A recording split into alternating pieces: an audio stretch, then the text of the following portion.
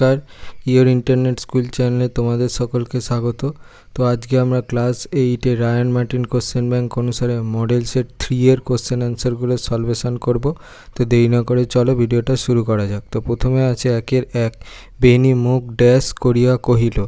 Option ক গম্ভীর, option খ হাঁ, অপশান গ বিকৃত, অপশান ঘ বেজার। সঠিকটা হচ্ছে অপশান গ বিকৃত। তারপর 1-2, বাড়ি ফিরিয়া সারা রাত্রি তাহার ঘুম হইল না। কার ঘুম হলো না? অপশান ক রমেশের, অপশান খ বেনির, অপশান গ রমার, অপশান ঘ হালদার মহাশয়ের। সঠিকটা হচ্ছে অপশান গ রমার। তারপর হচ্ছে 1-3, ঘেঁষবেন না ওদের কাছে। ওদের কাছে ঘেঁষা উচিত নয়, কারণ ওরা অপশান ক বকাটে, অপশান খ বেয়ারা, অপশান গ নেই রাজ্যের বাসিন্দা, অপশান ঘ সৃষ্টি ছাড়া। সঠিকটা হচ্ছে অপশান গ নেই রাজ্যের বাসিন্দা। তারপর 1-4, গাছের জীবন মানুষের জীবনের কি? অপশান অংশ মাত্র, অপশান খ উদাহরণ মাত্র, অপশান গ ছায়া মাত্র, অপশান ঘ কোনোটাই নয়। সঠিকটা হচ্ছে অপশান গ ছায়া মাত্র। তারপর 1-5, রৌদ্রে যেন গন্ধ লেগে আছে। কিসের গন্ধ? অপশান ক ভিজে বেদনার, অপশান খ স্বপনের, অপশান গ যন্ত্রণার, অপশান ঘ ভয়ের। সঠিকটা হচ্ছে অপশান খ স্বপনের। তারপরে হচ্ছে 1-6, আলি ছিটিয়ে ছিটিয়ে তার সেই সাজ কালো বুটিদার করে দিলেন। কে করলেন? অপশান ক লালমোহন ঘোষ, অপশান খ সুরেন্দ্র বাড়ুজ্যে, অপশান গ নাটোর, অপশান ঘ জানকীনাথ ঘোষাল। সঠিকটা হচ্ছে খ জানকীনাথ ঘোষাল। তারপরে হচ্ছে 1-7, বেড়াইতে আসে গানে গানে কথা কয়ে। কে বেড়াতে আসে? অপশান ক রঙিন মেঘেরা, অপশান খ পাখিরা, অপশান গ ডাহুক মেয়েরা, অপশান ঘ এ বাড়ির বধূ। সঠিকটা হচ্ছে অপশান গ ডাহুক মেয়েরা। তারপর 1-8, দুর্গা নারকেল মালায় নিয়েছিল। অপশান ক নারকেল কোড়া, অপশান খ চাল, অপশান গ মেটে আলু, অপশান ঘ তেল। সঠিকটা হচ্ছে অপশান ঘ তেল। তারপর 1-9, খানিকটা পরে মোহনভোগ তৈয়ারি করিয়া খাইতে দিল। কে মোহনভোগ দিয়েছিল?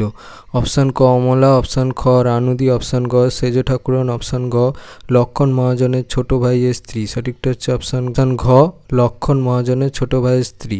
তারপর 1-10, অপু জিজ্ঞাসা করিল পুজোর আর কদিন আছে মা? পুজোর বাকি ছিল অপশান ক 20 দিন, অপশান খ 21 দিন, অপশান গ 22 দিন, অপশান ঘ 23 দিন। সঠিকটা হচ্ছে অপশান গ 22 দিন। 1-11, গন্ধটা কেবলই যার কথা মনে করায় অপুকে তিনি হলেন। অপশান ক অপুর মা, অপশান খ অপুর বাবা, অপশান গ অপুর দিদি, অপশান ঘ অপুর ঠাকুরদা। সঠিকটা হচ্ছে খ অপুর বাবা। তারপর 2-1, বৃথা সময় নষ্ট করো না। অর্থগত দিক থেকে কোন ধরনের বাক্য হয়েছে বলো। উত্তরটা হবে হচ্ছে অনুজ্ঞাবাচক বাক্য। তারপর 2-2, বকশিসের কথায় কাশীনাথ হেসে ফেলল। এটাকে না সূচক বাক্যে পরিবর্তন করো। না সূচক বাক্যে পরিবর্তন করলে হবে বকশিসের কথায় কাশীনাথ না হেসে পারল না। তারপর 2-3, সাবাস দারুণ খেলছো। নিম্নরেখ পদটি কোন শ্রেণীর অব্যয় তা নির্দেশ করে। উত্তরটা হচ্ছে আবেগসূচক অব্যয়। তারপর 2-4, প্রদত্ত শব্দটির ভিন্ন ভিন্ন অর্থ দেখিয়ে পৃথক দুটি বাক্যে ব্যবহার করো। সাদা। প্রথম বাক্যটা হবে কাসেম আলীর মতো সাদা মনের মানুষ গোটা ঘটমপুর গ্রামে আর নেই। এখানে সাদা বলতে সরল বোঝানো হয়েছে। তারপর 2 নম্বর হচ্ছে সুকন্যাকে সাদা রঙের শাড়িতে দারুণ মানায়। এখানে সাদা হচ্ছে রং বিশেষে ব্যবহার করা হয়েছে। 3-1, রমা আকবরকে ডেকে এনেছিল কেন? ওর কাছ থেকেও রমেশ সহযোগিতা না পেয়ে স্পষ্টভাবে জানিয়ে যায় গরিব গ্রামবাসীর স্বার্থ সে লঙ্ঘিত হতে দেবে না।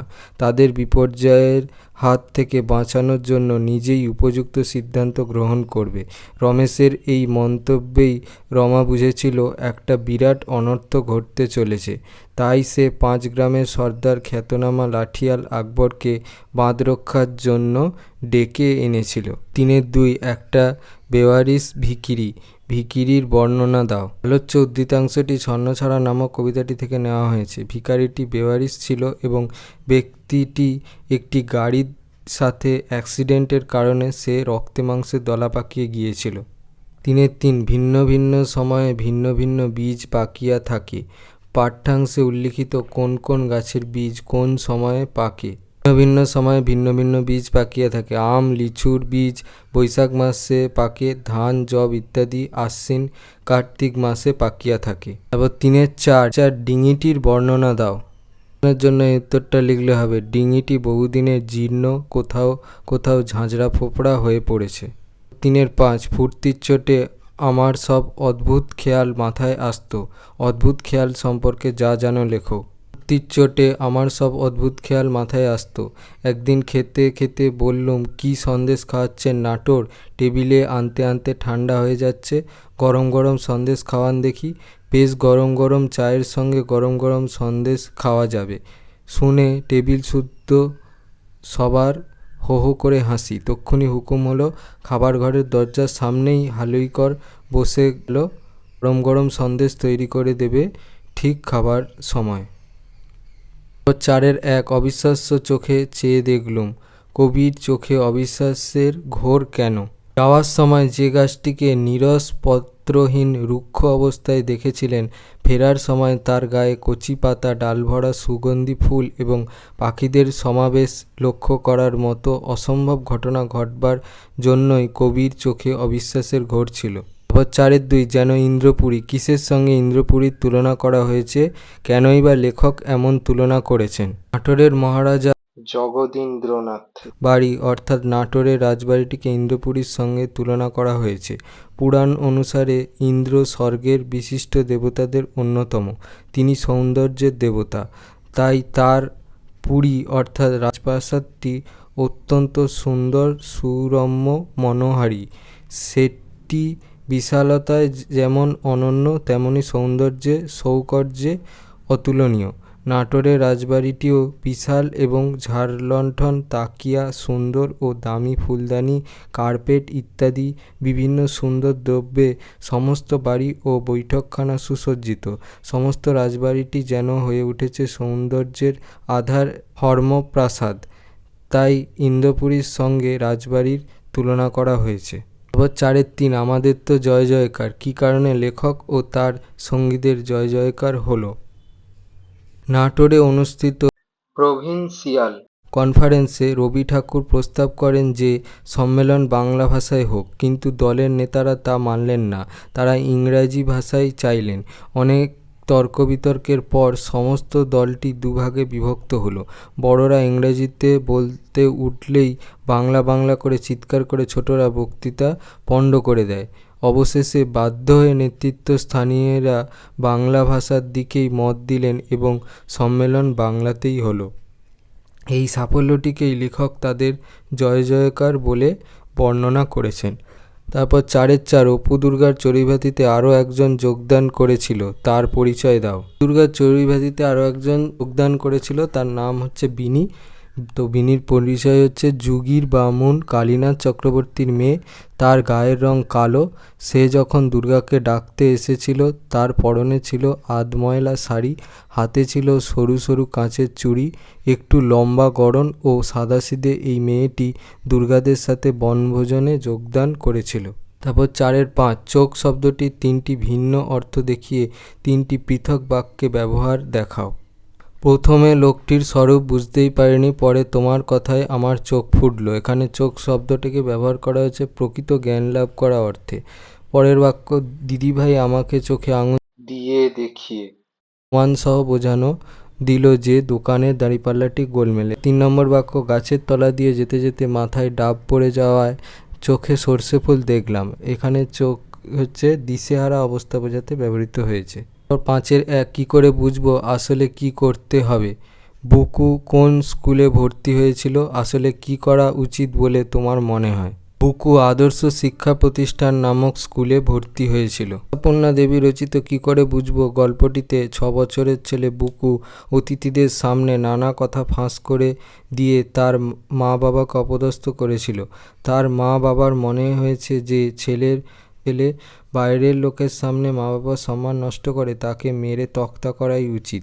মার খেতে খেতে শেষ পর্যন্ত বুকু তার আচরণের কারণ জানিয়েছে। তখন বোঝা গেল যে সে আসলে মায়ের উপদেশই মান্য করেছিল। মা তাকে বলেছিল সর্বদা সত্যি কথা বলতে এবং কারোর কাছে কিছু না লুকোতে, অথচ সেটা বলেই তারা রেগে গেছেন। তাই বুকুর অসহায় প্রশ্ন, কী করে বুঝবো আসলে কি করতে হবে? আমার মনে হয় আসলে কি করা উচিত সেটা বড়দের বোঝা দরকার।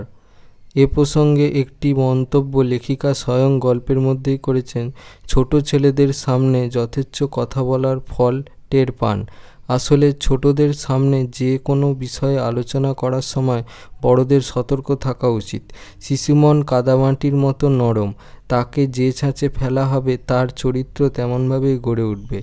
তাই ছোটদের কোনো উপদেশ বা শিক্ষা দেওয়ার সময় বড়দেরও খেয়াল রাখা উচিত যে সেই শিক্ষা বা উপদেশ কতটা বাস্তবসম্মত। কারণ ছোটদের বুদ্ধি অপরিণত, তারা যদি বড়দের কথা মেনে চলতে গিয়ে বুকুর মতো অঘটন ঘটায়, তখন কিন্তু বড়রা নিজেদের কথা ও কাজের অসঙ্গতির কথা মনে রাখেন না এবং ছোটদের শাসন করেন। তাই আসলে বড়দেরই সতর্ক হয়ে ছোটদের মানুষ করা উচিত। মানুষ বড় কাঁদছে, কী কারণে কবি একথা বলেছেন? কবি কাকে মানুষের পাশে দাঁড়াতে অনুরোধ করেছেন বলে তোমার মনে হয়? আজকের স্বার্থপর নিষ্ঠুর সমাজের মানুষেরা কেউ কারোর বিপদে বা দুঃখে পাশে থাকে না বলে অসহায় মানুষেরা কেবল বৃথাই চোখের জল ফেলছে। তাদের অশ্রুপাত কাউকে বিচলিত করছে না বলেই কবি কথা বলেছেন। আজকের যান্ত্রিক সমাজের সমস্ত স্বার্থপর মানুষকেই সব রকমের স্বার্থবুদ্ধি ও হীনতা সরিয়ে অসহায় মানুষদের পাশে তথা সমগ্র মানব সমাজেরই পাশে এসে দাঁড়াতে অনুরোধ করেছেন। সকলের পাশে পরম নির্ভর হয়ে থাকুক, কবি এটাই চেয়েছেন। 6 বলেছে, তোমার অঞ্চলে যত্রতত্র আবর্জনা স্তূপ, সংশ্লিষ্ট কর্তৃপক্ষের দৃষ্টি আকর্ষণ করে একটি বহুল প্রচারিত সংবাদপত্রের সম্পাদককে চিঠি লেখো। মাননীয় সম্পাদক মহাশয় সমীপেষু এবেলা 6 প্রফুল্ল সরকার স্ট্রিট, বিবাদীবাগ, কলকাতা 700001। যেদিন চিঠিটা লিখবে সেদিনের তারিখ। বিষয়, যত্রতত্র আবর্জনা স্তূপ থেকে দূষণজনিত সমস্যা। সবিনয় নিবেদন, ডাঙ্গালপাড়া মেন রোড এখন মানুষ চলাচলের অযোগ্য, কারণ সৌজন্য সভা পরিষেবা। রাস্তার মাঝখানে যত্রতত্র আবর্জনা স্তূপীকৃত হয়ে পাহাড়ের আকার ধারণ করেছে, অথচ প্রশাসনের কোনো ভ্রুক্ষেপ পর্যন্ত নেই। এইসব আবর্জনা থেকে পচা দুর্গন্ধ বের হওয়া তো স্বাভাবিক, যার জ্বালায় পাড়ার মানুষের জীবন অতিষ্ঠ। এছাড়াও পাশাপাশি এইসব পচা আবর্জনা থেকে মশা, মাছি বাহিত হয়ে আন্ত্রিক, কলেরা, টাইফয়েড, জন্ডিস এর মতো ভয়াবহ সংক্রামক রোগগুলিও যে কোনো মুহূর্তে ছড়িয়ে পড়তে পারে। এছাড়াও কুকুর, বেড়াল সেই সব আবর্জনা চতুর্দিকে ছড়িয়ে পথঘাট অত্যন্ত নোংরা করে তুলেছে। এই পরিস্থিতির জন্য প্রশাসনের সার্বিক অক্ষমতাকে এবং সচেতনতার অভাবকেই দায়ী করতে হয়। সে কারণেই আপনাদের বহুল প্রচারিত সংবাদপত্রে এই চিঠি প্রকাশ করার মাধ্যমে সংশ্লিষ্ট বিষয়ে সরকার ও প্রশাসন তথা পৌরসভার দৃষ্টি আকর্ষণ করতে চাইছি। আশা করি আমার এ পত্রটি প্রকাশে সাহায্য করে আমাকে বাধিত করবেন। নিজের ঠিকানা দেবে, নমস্কারান্তে, নিজের নাম দিয়ে। ভিডিওটা ভালো লেগে থাকে তাহলে ভিডিওটাকে অবশ্যই লাইক করে দিও এবং আমাদের চ্যানেলটাকে অবশ্যই সাবস্ক্রাইব করে দিও। এই ধরনের ভিডিও নোটিফিকেশান জলদি পেতে হলে আমাদের চ্যানেলটাকে সাবস্ক্রাইব করার পাশাপাশি পাশে থাকা বেল আইকনে গিয়ে অবশ্যই ক্লিক করে দিও, যাতে করে ভিডিও আপলোড হওয়ার সাথে সাথে তোমরা তার নোটিফিকেশান পেয়ে যাও। আর দেখবে এই ভিডিওর ডেসক্রিপশানে আমাদের টেলিগ্রাম এবং হোয়াটসঅ্যাপ গ্রুপের লিঙ্ক দেওয়া আছে, সেখানে তোমরা জলদি জয়েন হয়ে যাও। এই সমস্ত কোশ্চেন অ্যান্সার সলভেশনের পিডিএফ এবং অন্যান্য সাজেশানের ফ্রি পিডিএফগুলো কালেকশান করার জন্য। তো আজকের মতো ভিডিওটা এই পর্যন্তই, দেখা হচ্ছে পরবর্তী ভিডিওতে।